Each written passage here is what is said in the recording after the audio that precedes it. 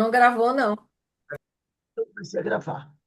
Boa tarde, meus irmãos. Nós estamos aqui na Sociedade de Estudos Espírito Francisco de Assis. Hoje é 13 de novembro de 2025. Nesse horário, nós estudamos essa obra, Luz do Mundo, de Amélia Rodrigues, de psicografia de Divaldo Pereira Franco, pelo espírito Amélia Rodrigues. E nós vamos estudar hoje o capítulo 14, Ordena Sempre. Vamos pedir a Deus que nos abençoe, que nos fortaleça, que possamos ter um estudo que nos ajude a melhorarmos as nossas condições morais, né, que são necessárias, e que Deus fortaleça a todos nós. Eu estou passando aqui a palavra para Denise, que vai realizar o nosso estudo. Denise, a palavra está com você.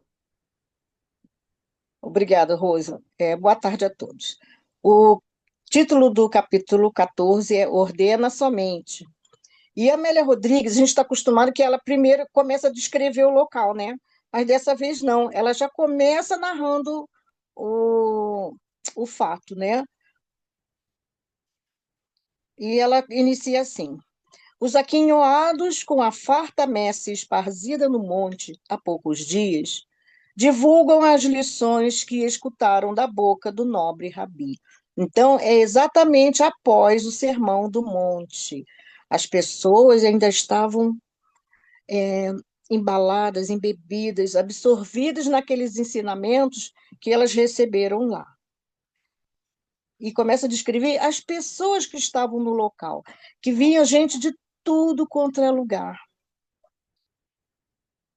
Pastores e mulheres humildes, agricultores dos platôs e das encostas de vinhedos, das margens do lago, das férteis planícies e do Vale do Jordão, pescadores do Mar Amigo e homens da além, que ali se encontravam. Fizeram-se naturais mensageiros das promessas de ventura com que foram aquinhoados e das bases seguras do novo reino, de que ele se fazia o Messias divino.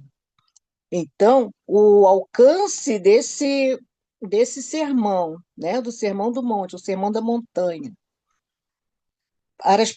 foram para as pessoas de diversas regiões dali. São pessoas que estavam, a maioria, né, preparadas para ouvir aquele sermão, e eles buscavam essas palavras do nosso mestre.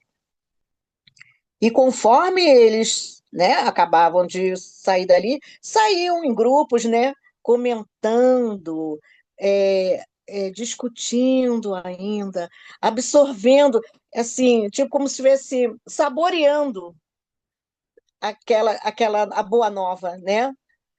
E passaram a, a conversar e a espalhar para aqueles que não puderam ir, passando a boa nova de boca em boca, de boca a ouvido, né?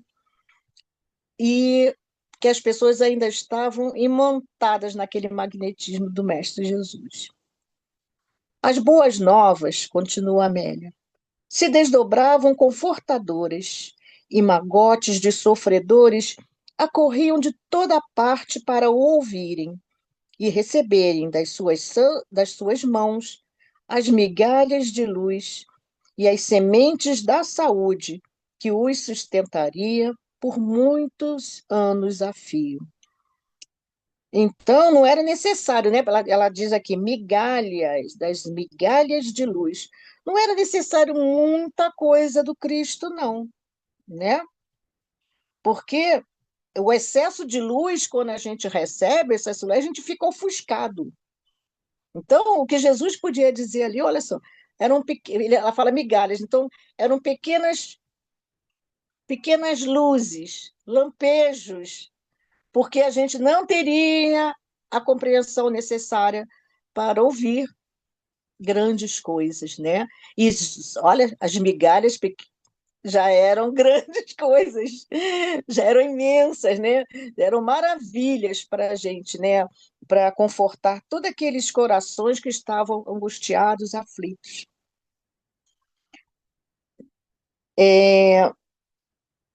Aí a gente vai absorvendo, né, aos pouquinhos. Olha, estamos absorvendo ainda, 2.000 anos depois, 2025 anos depois, a gente ainda está absorvendo esse pouquinho com dificuldade, de compreensão ainda, né? Então, imagina, eram migalhas de luz, sementes de saúde. Por quê?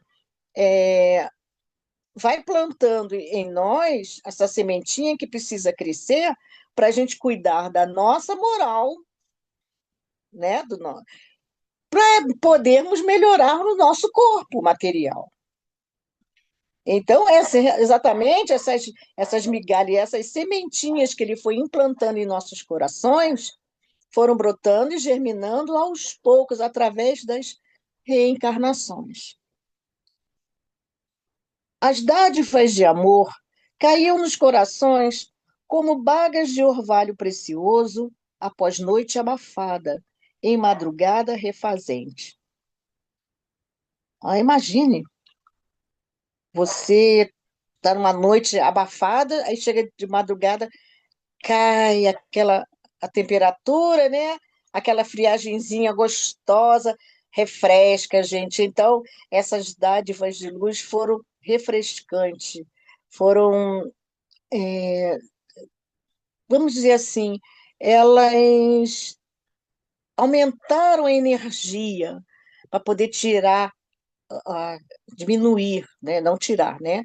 Diminuir aquela aflição, aquele sofrimento, aquela dor. Multidões o acompanhavam sensibilizadas, formando expressivos grupos, jubilosos após estarem com ele. Ele, no entanto, não se alterava, permanecendo amigo, mas inatingível. Aí a gente pensa, bom, ele é amigo, ele não se alterou, mas inatingível. Por que inatingível? Porque ele está muito distante da gente, né? Anos-luz lá na frente. Mas, ao mesmo tempo, ele está muito próximo, ele está sempre ao nosso lado, ele é esse amigo. Por isso ela fala amigo, mas inatingível, porque ainda não está na nossa condição evolutiva nos aproximarmos do Cristo. Ele diz que a gente ia fazer tudo o que ele fez e muito mais. Mas no momento, naquele momento e momento atual, a gente ainda não está, né? A gente sabe disso, da distância evolutiva que tem entre nós. Então, ele permanece junto a nós e ela diz ali inatingível, porque só vai fazer com que a gente lute, né? A gente persevere, que a gente procure se aproximar dessa evolução dele, nos melhorando, porque foi para isso que ele veio também. Não veio para isso? Veio para que nós pudéssemos nos reformarmos e melhorando, e ele sabia, ele nos via, sabia que não seria logo, não seria breve, mas ele nos viu já à frente, como espíritos puros, porque essa é a nossa direção, né? Então, ele é o nosso caminho para chegarmos até lá, para atingirmos essa evolução. É porque está na nossa condição atual a gente fazer esse esforço para alcançar Jesus, né? Então, é nesse esforço de alcançá-lo é que nós é, recebemos essas migalhas.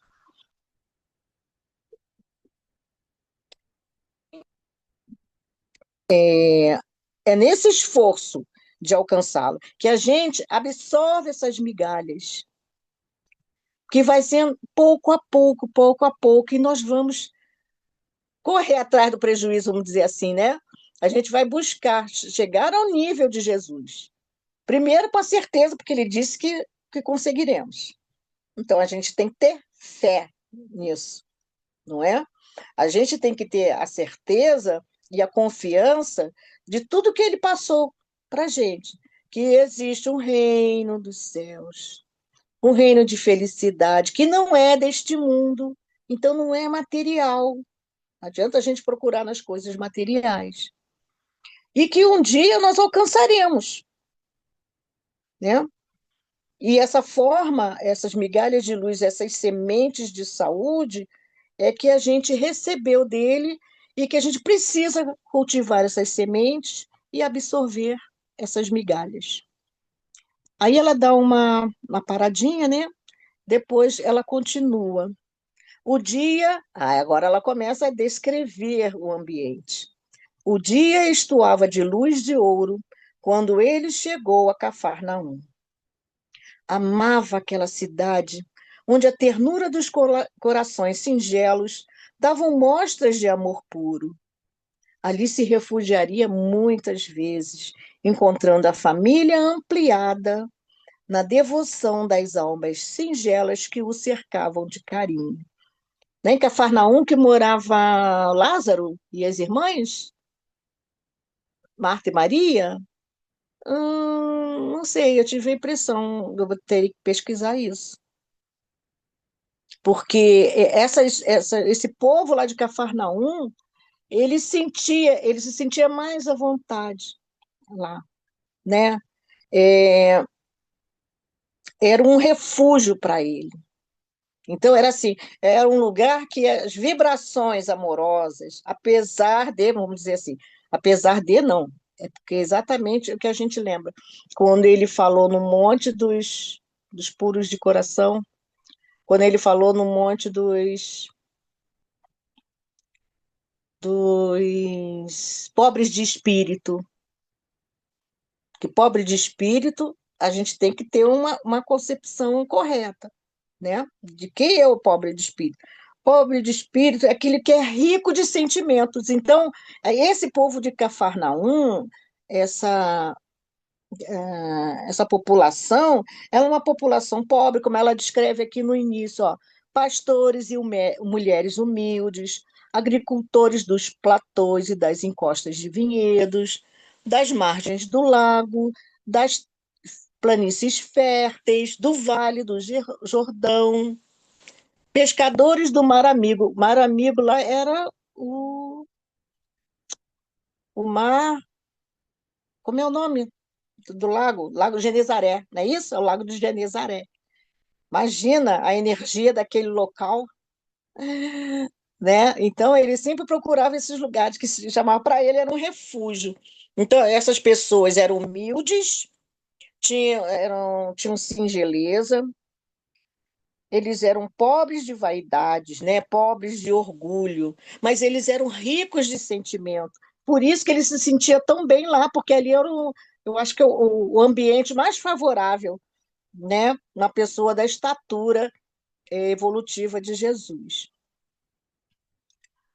É, uma delegação, aí ela passa a descrever o que Lucas, no capítulo 7, versículos de 1 a 10, nos narra no Evangelho, e Mateus, no capítulo 8, versículos de 5 a 13. Uma delegação de judeus respeitáveis, os anciãos da cidade, aproximaram-se e lhe disseram. Aí, a gente que, quando não sabe do que se trata essa passagem, a gente só liga esses anciãos àqueles que procuravam enrolar Jesus, procuravam que ele cometesse uma gafe evangélica ou que ele tropeçasse nas suas questões, mas não é nesse lugar não. Olha só, esses anciãos eram bons. Então, ali em Cafarnaum era o lugar mais cômodo, mais delicioso de estar, né? Sabe aquela cidade que você fica assim, ai, tranquila, você pode andar à vontade, usar o celular no meio da rua, que você tem a certeza que está seguro, né? Era Cafarnaum, que é aquele ambiente tranquilo, todo mundo. a maioria, né, de pais. Então, diz assim, eles chegam, né, e lhe disseram, Senhor, o servo do centurião está enfermo e parece que sucumbirá se a providência divina não o amparar. Sabemos que pode fazer quanto queiras e te pedimos ir à sua casa para recuperares o seu servidor, a quem ele muito ama. Este é um bom centurião, autoridade de respeito. Não é judeu, é temente a Deus e ajudou-nos, inclusive, a levantar a nossa sinagoga. É amado por nossa gente. Nós te rogamos, Senhor. Então, a gente sabe que centurião é uma das patentes do exército romano, né?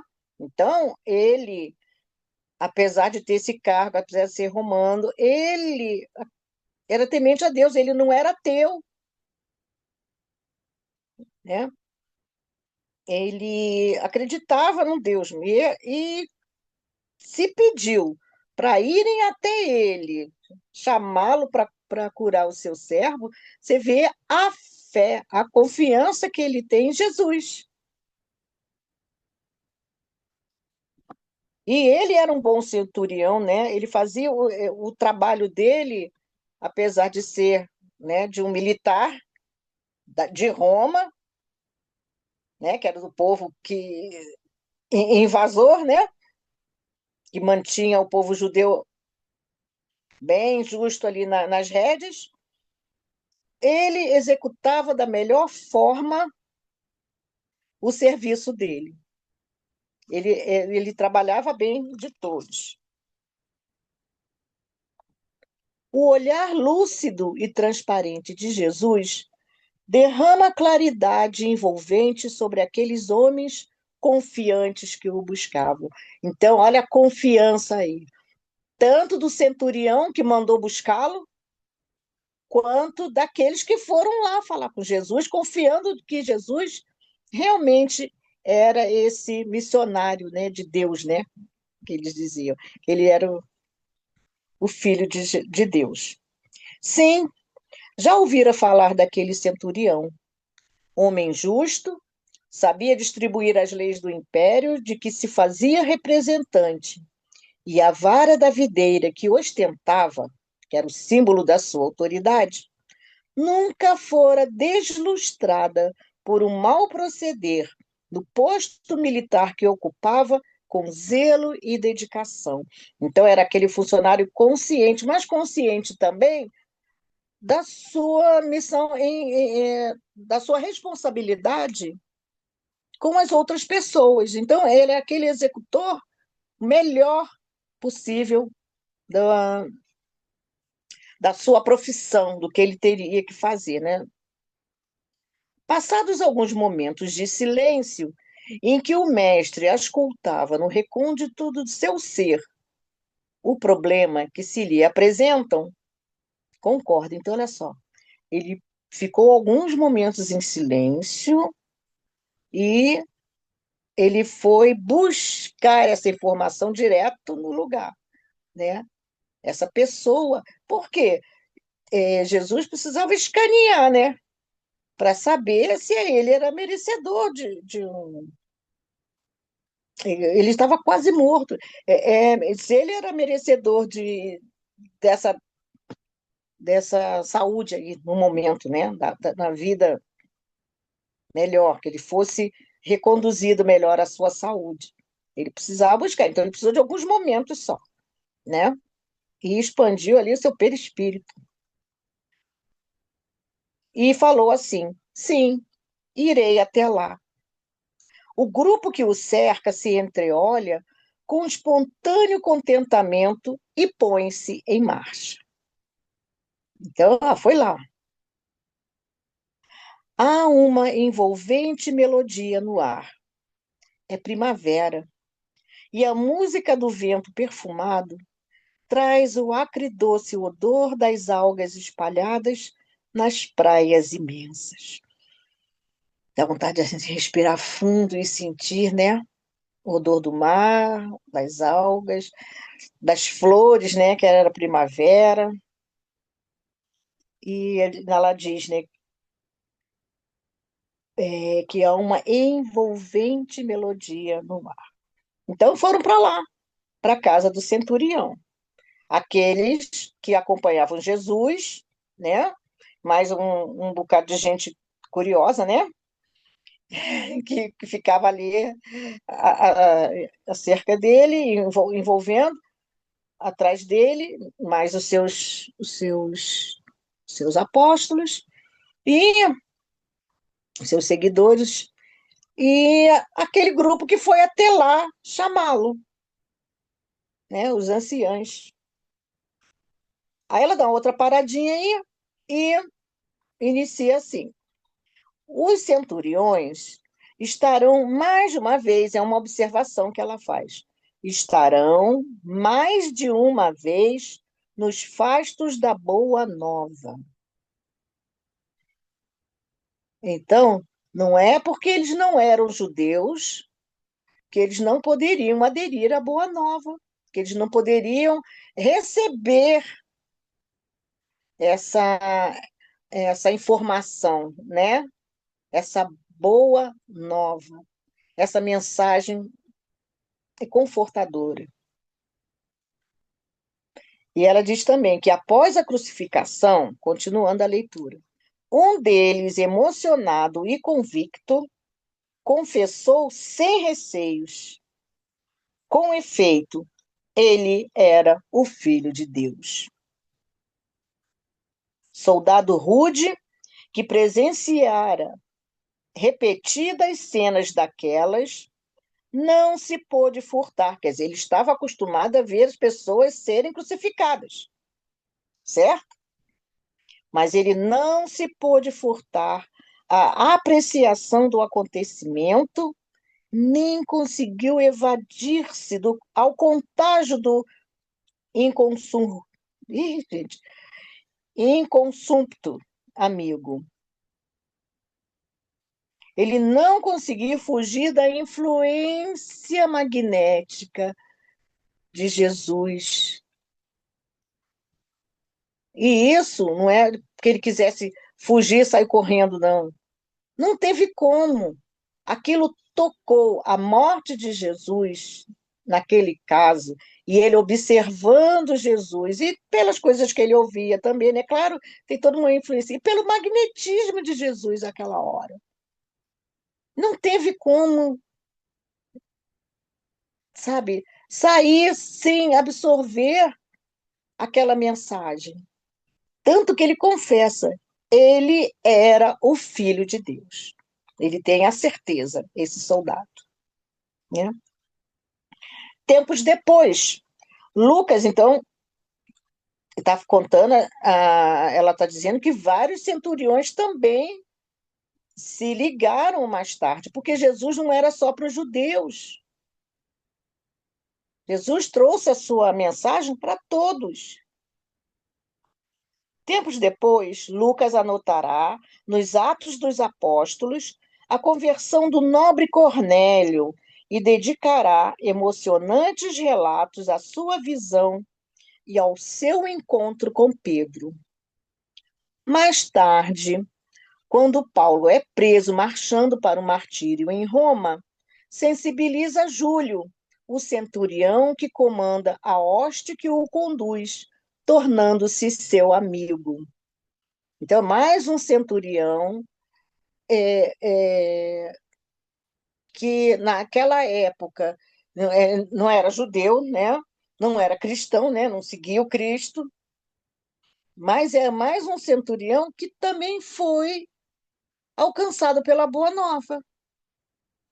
Então, Jesus tem um propósito, né? Tem um propósito isso. É para demonstrar que ele veio para todos. A esperança da liberdade incondicional alcança aqueles que, no clima da força, impondo a dominação com o carro da guerra e com as armas da morte, sentem a asfixia do desespero e buscam a paz. Muitos desses acabaram buscando o Cristo, porque é um homem como qualquer outro que também sofre. Você vê, que a gente já conhece pelo estudo de vários, dessa vasta literatura que a gente tem, essa vasta literatura que a gente tem, literatura espírita, que mesmo os muito, muito maus, uma hora eles se cansam da maldade e buscam a luz, buscam a paz, porque o mal faz mal para eles também, eles estarem no mal. Então, um dia, eles cansam e vão procurar a paz do nosso Mestre Jesus, vão procurar o encontro com Deus e erguer os olhos a Ele e rogar para que Ele os ajude, para que o Pai Celestial os ajude. Então, muitos desses centuriões, né, àquela época, uma época tão dura, onde eles executavam essas eles executavam as ordens, né? Porque eles mandavam nos soldados, mas eles também eram mandados. Então tinha uma hierarquia e que eles precisavam.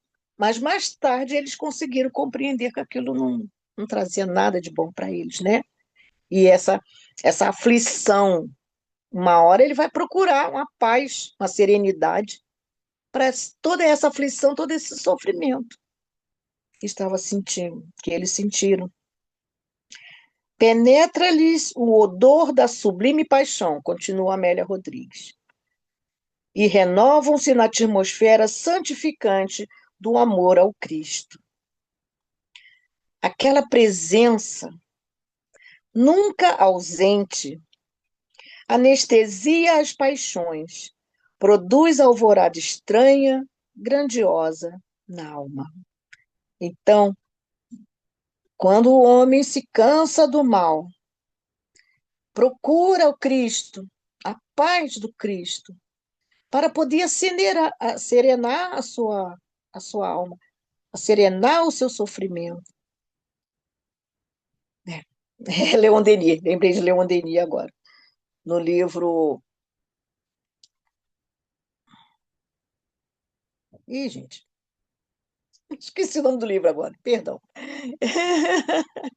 O, o do cedo. Ih, gente, esqueci mesmo. Olha que branco, me deu um branco. Bom, deixa para lá. Mas lembrei de Leon Denis aqui na parte da dor, né? Que ele fala sobre a dor. Ele fala na função da dor, porque a dor física é um modo, né? É um meio de se chegar à dor moral. É um meio. Então a gente passa pela dor material, né? A dor física, mas o que vai ser corrigido é a dor, a sua moral, é isso? E a dor moral vem para poder nos mudar por dentro. Então, a dor física é como se fosse um pisca-pisca ali, uma luzinha de alerta, apaga e acende, para a gente ver que tem alguma coisa errada ali. Então, tratando da moral, você trata também do corpo. Pode ser que na época, na hora, a gente não esteja não seja, não esteja capacitado para ter a cura moral, mas de alguma forma aquela dor física tocou lá no ponto que você precisa ser. E se não for para essa encarnação, será para outra. Você vai poder planejar, plasmar um outro corpo melhor do que esse. Isso se você realmente tiver reformado, se reformado interiormente, feito a sua reforma moral, não é? Bom, aí ela dá outra parada também e volta a contar o ocorrido. Nova embaixada chega aos passos do mestre antes que ele alcance a vila do apelante afervorado. A gente já está chegando ao final da leitura, tá? Nova embaixada chega aos passos do mestre antes que ele alcance a vila do apelante afervorado, que era o centurião. Não é necessário que te incomodes em ir até a sua casa, mandou-te dizer o centurião. Quer dizer, chegou mais um grupo para poder mandar outra palavra do centurião. E após uma pausa, aclararam. Paulos, aí agora ela diz o nome do centurião. Paulos reconhece a sua miserabilidade. Ele conhece como é ínfimo a sua pessoa, né? Como é pequeno em relação ao mestre. A sua casa não é digna de ti. Ele informa que é pecador e não se atreve a ter-te nas sombras do seu reduto. A ti, que és o sol do meio-dia. Gente, que beleza de declaração, né? Senhor, não sou digno que entreis em minha casa. Né? Essa parte que a gente conhece da Igreja Católica, da qual a maioria de nós foi, né, foi catequizada, vamos dizer assim. É, e é exatamente, ele lá diz que Jesus, és o sol do meio-dia. Resfolegam ansiosos os intermediários para concluírem. Ele é militar, comanda e é também comandado. Dirige, mas é subordinado. Conhece a hierarquia. Ele diz ao seu subalterno: vai ali, ele vai. Vem aqui, ele vem. Vai acolá, e ele atende. Ora, Rabi, se tu ordenares aos teus subalternos, eles farão a tua vontade, como os seus fazem as dele. Então, a segurança deste homem, né? A confiança. Não, Jesus, não precisa vir aqui na minha casa que eu não sou digno. Tu és o sol do meio-dia. Basta mandares. Manda, ordena, ordena somente. A gente vai parar aqui e deixar o restante da leitura e da reflexão para a próxima semana, né? Porque daqui a pouco a gente tem a nossa, a nossa reunião, né, Rose? Temos a nossa reunião daqui a pouco, às 6h30, e a gente vai dar uma paradinha por aqui. Na próxima aula, então, no próximo dia de estudo, a gente continua no parágrafo que começa assim: a emoção trabalha o grupo colhido de surpresa.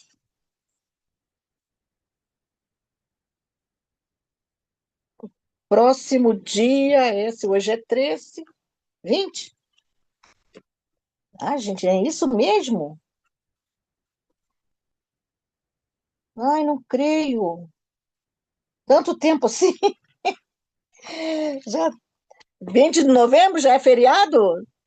De Zumbi dos Palmares? Está sem microfone, Rose.